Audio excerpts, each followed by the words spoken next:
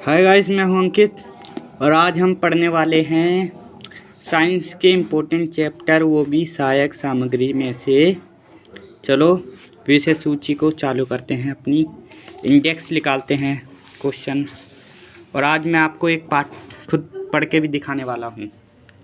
ठीक है गाइस, आपको अच्छा लगे तो आप कमेंट कर सकते हो, शेयर ज़रूर करना, लाइक नहीं करना मगर शेयर करना गाइस। चलो आज मैं आपको इम्पोर्टेंट क्वेश्चन बताने वाला हूं जो कि साइंस में आते ही आते हैं। पहले आपको पढ़ना है रासायनिक अभिक्रिया, जो कि फर्स्ट चैप्टर है आपका। अम्ल, क्षार एवं लवण जो है दूसरा चैप्टर। धातु एवं अधातु ये भी आएगा। कार्बन एवं उसके यौगिक ये भी आएगा। तत्व का अवतर वर्गीकरण, जैव प्रक्रम। सबसे इम्पोर्टेंट चैप्टर में आपको बताने वाला हूँ। देखिए, ये तो नॉर्मल से 2 चैप्टर हैं, ये तो आएंगे ही आएंगे। जैसे कि मैं आपको गोला करके दिखा रहा हूँ, 16वां और 15वां और 13वां और 12वां भी आएंगे। मतलब कि ऑलमोस्ट सारे आएंगे, मगर जिन पे मैं गोला लगा रहा हूँ वो उन्हें ज़्यादा पढ़ना है आपको। जैसे कि विद्युत धारा के चुंबकीय प्रभाव, विद्युत ऊर्जा के सोर्स भी पढ़ने हैं आपको। 14वां चैप्टर भी बहुत इम्पोर्टेंट है। मानव नेत्र तथा रंग बिरंगा संसार, ये तो आता ही आता है।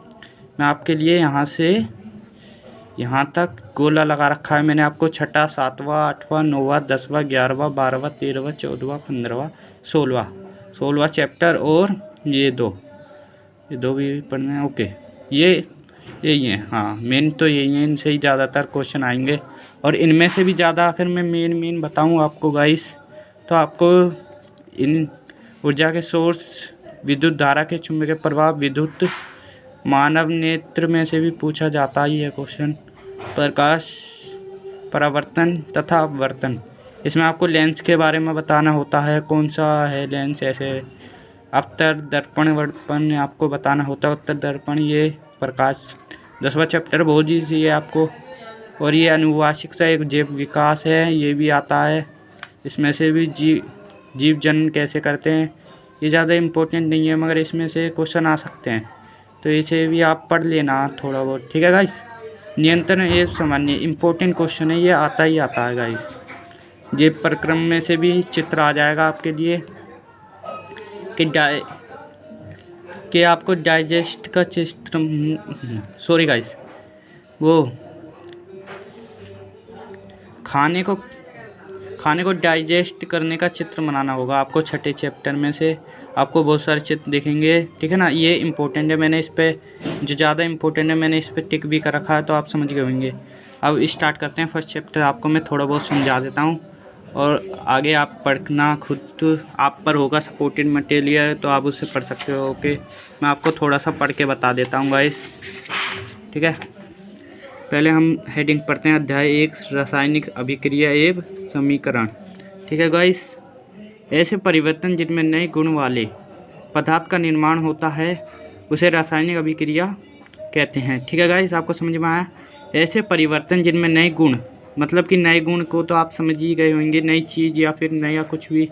ठीक है ना, वाले पदार्थ आप जानते ही होंगे, आपने 9वीं क्लास में पदार्थ होगा पढ़ाई होगा कि पदार्थ क्या होते हैं, खाते हैं हम, पीते हैं, वो सब पदार्थ होते हैं। ठीक है ना, का निर्माण होता है उसे रासायनिक अभिक्रिया उसे कहते हैं। जैसे कि हमने 2 तत्वों से मिलकर एक चीज़ बन गई, मतलब कि एक इक्वेशन बन गई, उसमें रासायनिक यानी कि हम केमिकल मिलाते हैं गाइस। तो हम केमिकल को मिलाते हैं, उसमें से जो गैस वैस निकलती है उसे रासायनिक अभिक्रिया कह सकते हैं। सिंपल भाषा में बोल लेता हूँ और आगे पढ़ सकते हैं। ऐसे पदार्थ जो किसी रासायनिक अभिक्रिया में हिस्सा लेते हैं उन्हें अभिकारक कहते हैं। मतलब कि जैसे कि रासायनिक अभिक्रिया में हिस्सा लेते हैं, जैसे कि आप देख सकते हो यहाँ पर, यह जिंक है, सल्फ्यूरिक अम्ल है, यानी कि यहाँ देख सकते हो Zn का मतलब होता है जिंक और H का मतलब होता है हाइड्रोजन, SO4 मतलब है सल्फ्यूरिक जिंक ऑक्साइड। ठीक है ना, आप समझ गए होंगे। ये जो चीज़ देख रहे हो आप, ये जिंक, ये हो गए इसके ऐसे पदार्थ जिनमें निर्माण पदार्थ है ना, ये पदार्थ हो गए निर्माण। अब इनका निर्माण जो हो रहा है ना, इसका निर्माण हो रहा है उसे जो मैं आपको दिखाता हूँ पूरी तरीके से। इसमें नहीं है क्या? हाँ, ये रहा। कहाँ थे? ऐसे पदार्थ जिस रासायनिक अभिक्रिया में हिस्सा लेते हैं उन्हें अभिकारक कहते हैं। ये जैसे कि हिस्सा ले रहे हैं जिंक सल्फ्यूरेट अम्ल, यहाँ पे भी इंग्लिश में देख सकते हैं हम जिन, इन्हें ये हो गए, ये आप समझ गए होंगे। ऐसे पदार्थ, ये पदार्थ हो गए जिन्हें रासायनिक अभिक्रिया में हिस्सा लेते हैं, ये हिस्सा लेते हैं।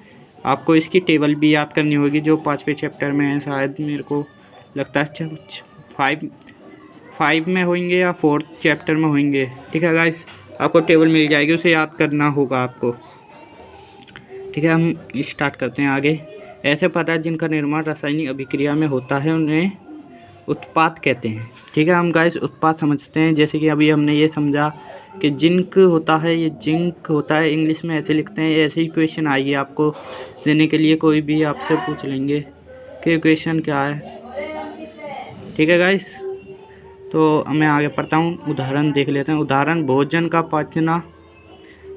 पचना, श्वसन मतलब कि सांस लेना, भोजन का पचना, जब हम खाना खाते हैं तो उसे पचाते हैं। तो ठीक है गाइस, आप समझे रहेंगे। लोहे पर जंग लगना, लोहे पर हम खुला छोड़ देते हैं जंग लग जाते हैं, ये सब उसके उदाहरण है। मैग्नीशियम फीसदी का जलना, मैग्नीशियम फीसदी एक वो होती है, मैग्नीशियम रबड़ से होती है। आपको आगे पढ़ते रहोगे ना, आपको पता चल जाएगा। दही का बनना, जैसे कि दही बनती है तो खट्टे पदार्थ से बनती है ना दही, तो ये सब अभिक्रिया में आ जाते हैं। रासायनिक अभिक्रिया में प्रेक्षण। अब रासायनिक, ये तो क्रिया और रसायन अभिक्रिया हो गई। अब रासायनिक समझते हैं, रासायनिक कैसे होती है। अवस्था में परिवर्तन, इनकी जो दूध था वो पहले तो लिक्विड का था, मतलब कि ध्रुव था, तब इसके वो हुई, फिर वो दही बना तो उसकी अवस्था में परिवर्तन हो गया। रंग में तो परिवर्तन नहीं हुआ, खैर हो सकता है। तापमान में परिवर्तन हो गया, गैस का उत्सर्जन हो गया, मतलब गैस उड़ गई। ठीक है, ओके गाइस, थैंक यू।